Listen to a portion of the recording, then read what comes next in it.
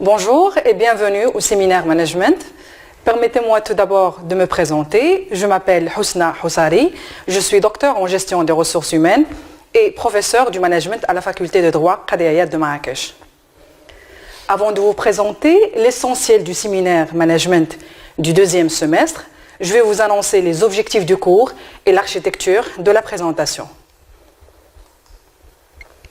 Pour les objectifs de ce cours, il s'agit de permettre à l'étudiant de connaître l'histoire des idées, l'histoire des théories et les fondements des pratiques de management, au moins depuis le début du XXe siècle jusqu'à nos jours. Nous espérons appuyer et accompagner l'étudiant dans sa quête de compréhension de l'intérêt et des enjeux du management à travers ses activités, son processus, mais surtout à travers ses applications au niveau organisationnel. Quant à l'architecture de notre présentation, un premier point sera dédié aux sources du management. Nous allons revenir à ses origines et à son contexte d'apparition. Nous allons présenter un exemple qui témoigne que les pratiques managériales sont très anciennes. Nous allons aussi présenter les résultats d'une étude très ancienne qui a soulevé déjà à l'époque comment on peut améliorer l'efficacité des entreprises et qui a apporté énormément de bénéfices à l'entreprise. Et de là, nous allons concevoir ensemble une première définition synthétique et globale qui va servir de fil conducteur et d'orientation maîtresse pour les autres points qu'on va développer par la suite. Puis, les écoles du management feront l'objet d'un deuxième point. En premier lieu, l'école classique du management avec ses trois courants. Le courant scientifique, le courant administratif et le courant bureaucratique. Nous n'allons pas oublier de souligner les apports et les limites de cette école.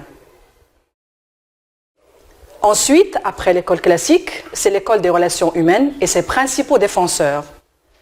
Nous allons à ce niveau soulever les principaux points de différence entre l'école classique et l'école des relations humaines, mais nous allons aussi chercher une réponse à la question suivante: est-ce que l'approche du management sous l'angle des relations humaines est encore d'actualité?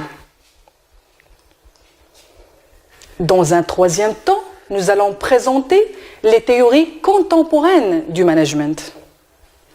Et en présentant ces théories, nous serons amenés à présenter au moins, même de façon concise, l'approche par les processus, l'approche systémique et l'école de la contingence.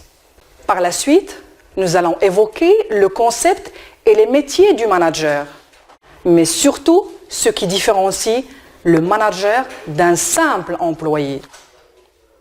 Puis, une présentation des rôles du manager d'après Mintzberg s'avère nécessaire. Les styles du management constituent aussi un point essentiel de notre programme. Nous allons traiter les principaux styles de direction et nous allons souligner la différence entre un manager et un leader. Pour le processus de gestion, nous allons nous contenter de développer uniquement deux aspects fondamentaux de ce processus, à savoir la planification et le contrôle. Sur ça, je vous remercie beaucoup et je vous souhaite bon courage.